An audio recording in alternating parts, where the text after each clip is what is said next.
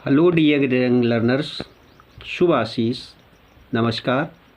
आज का हमारा टॉपिक पूर्वी एशिया के देश पार्ट 2। तो जापान से शुरू करते हैं। इसके पहले चीन के बारे में आप लोगों ने जाना। जापान के लोग अपने देश को निप्पन अर्थात सूर्योदय का देश कहते हैं। यह देश हजारों द्वीपों का समूह है। एशिया के पूर्वी तट के निकट लगभग 2500 किलोमीटर की लंबाई में उत्तर से दक्षिण में ये द्वीप एक धनुष के आकार में फैले हुए हैं।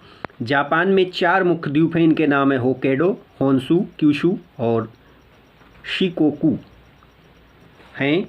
इस देश का अधिकांश भाग पर्वतीय है। पर्वतों की एक श्रृंखला द्वीपों के मध्य रीढ़ की हड्डी के समान उत्तर से दक्षिण तक फैली हुई है।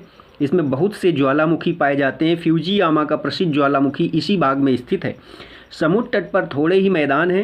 होन्शु के पूर्वी तथा तट पर क्वांटो का सबसे बड़ा मैदान है। जापान की तट रेखा बहुत कटी फटी है, जिसके कारण यहाँ अनेक प्राकृतिक पत्तन हैं।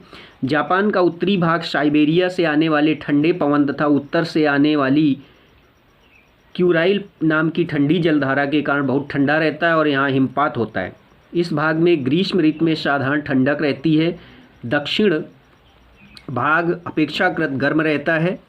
क्यूरोशियो की गर्म जलधारा दक्षिणी जापान को गर्म रखने में सहायता करती है।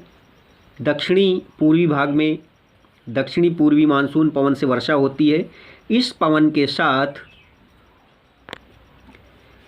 बहुधा टाइफून आते हैं, जिससे जन धन की हानि होती है। जापान से के संपूर्ण क्षेत्रफल के केवल छठे भाग में ही खेती की जाती है। कृषि उत्पादन आवश्यकता से बहुत कम है, अतः यहाँ के किसान खाद और उर्वरक का प्रयोग करके अधिक उत्पादन करने का प्रयत्न करते हैं। पहाड़ी ढालों पर सीढ़ी नुमा खेत बनाकर खेती करते हैं। चावल यहाँ का मुख्य खाद्य अन्न है। दक्षिणी भाग में धान चावल, उत्तरी भाग में गेहूँ, जौ, जई, सोयाबीन और आलू तथा दक्षिण के पहाड़ी ढालों पर चाय का उत्पादन होता है। शहतूत की पत्तियों पर रेशम के कीड़े पाले जाते हैं। ये विश्व के प्रमुख रेशम उत्पादक देशों में है। जापान के 2/3 भागों में वन है। इनसे इमारती लकड़ी, ईंधन तथा कागज बनाने के लिए लकड़ी मिलती है। जापान का मत्स्य व्यवसाय बड़ा उन्नत है। चारों ओर के समुद्र में मछलियाँ बहुतायत से पकड़ी जाती हैं। समुद्र तट के कटे फटे होने के कारण यहाँ के प्राकृतिक पत्तन व्यवसाय के विकास में बड़े सहायक हैं। मछली पकड़ने के लिए विशेष नौकाएं प्रयोग में लाई जाती हैं। भोजन में चावल के बाद मछली का ही स्थान है। मछली तथा इससे बनी वस्तुओं का निर्यात भी होता है। खनिज पदार्थ यहाँ पर कम मात्रा में पाए जाते हैं। कच्चे माल का भी अभाव है। फिर भी जापान की गिनती संसार के बड़े औद्योगिक देशों में की जाती है। यहाँ के लोग साहसी और परिश्रमी होते हैं। नदियों से पर्याप्त मात्रा में जल शक्ति पैदा करते हैं। बाहर से खनिज तेल, लोहा, ब्रक, कपास तथा अन्न तथा ऊन मंगाकर कारखानों में विभिन्न वस्तुएं तैयार करके उनका निर्यात करते हैं। लोहा, इस्पात, पोत निर्माण, वस्त्र उद्योग तथा बिजली के सामान बनाना यहाँ के बने टेलीविज़न, रेडियो और कैमरे विश्वविख्यात हैं। जापान एक घना बसा हुआ देश है। अधिकांश लोग नगरों में निवास करते हैं। यहाँ भूकंप बहुत आते हैं, अतः लोग लकड़ी और कार्डबोर्ड के मकान बनाते हैं। टोक्यो जापान की राजधानी और संसार का सबसे बड़ा नगर है। यह उद्योग तथा व्यापार का केंद्र है। ओसाका वस्त्र उद्योग तथा नागासाकी पोत निर्माण के लिए प्रसिद्ध है। याकोहामा औद्योगिक नगर तथा देश का सबसे बड़ा पत्तन है। अब जापान के बारे में विशेष बात। एशिया महाद्वीप के अंतर्गत आने वाले देशों में जापान, जिसकी राजधानी टोक्यो है, ही मात्र एक ऐसा देश है जो विकसित देशों की श्रेणी में शामिल है और सभी देश विकासशील श्रेणी में हैं। अब बात करते हैं मंगोलिया की। चीन तथा साइबेरिया के मध्य में स्थित मंगोलिया एक स्थल रुद्ध देश है।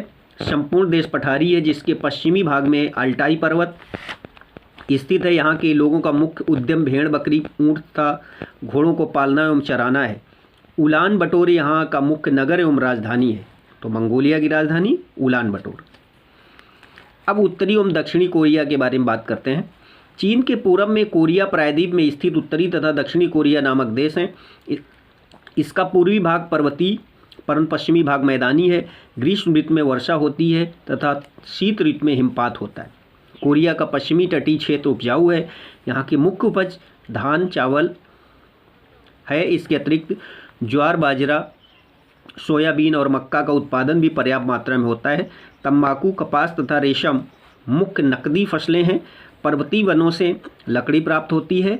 तटीय भागों में मछली पकड़ने का व्यवसाय होता है। सन 1945 में देश दो पृथक राज्यों उत्तरी तथा दक्षिणी कोरिया में बंट गया। उत्तरी कोरिया का मुख्य नगर तथा राजधानी प्योंगयांग तथा दक्षिणी कोरिया की क्योंगसांग अर्थात सियोल है। अब बात करते हैं ताइवान की। कुछ समय पूर्व इसे फार्मोसा कहा जाता था। ताइवान का मध्यवर्ती भाग पहाड़ी है। पश्चिम की ओर उपजाऊ मैदान है। धान चावल तथा शकरकंद यहाँ की मुख्य फसलें हैं। तंबाकू चाय यहाँ की अन्य नकदी फसलें हैं। पहाड़ी भाग में पूरब में सघन सदाबहार वन हैं, जिनमें अधिकतर कपूर साइप्रस तथा बांस के वृक्ष पाए जाते हैं। तटीय भागों में मछली पकड़ने का व्यवसाय होता है। ताइहोकू अर्थात तेपेह यहाँ का मुख्य नगर तथा राजधानी है। तो डियर यंग लर्नर्स, यहाँ पर आपको एक जानकारी एशिया के कुछ देशों के बारे में दी जा रही है। आशा है ये वीडियो आपको जानकार से पूर्ण लगेंगे। अगले किसी वीडियो में और कोई नई जानकारी के साथ, तब तक के लिए शुभ आशीष, नमस्कार।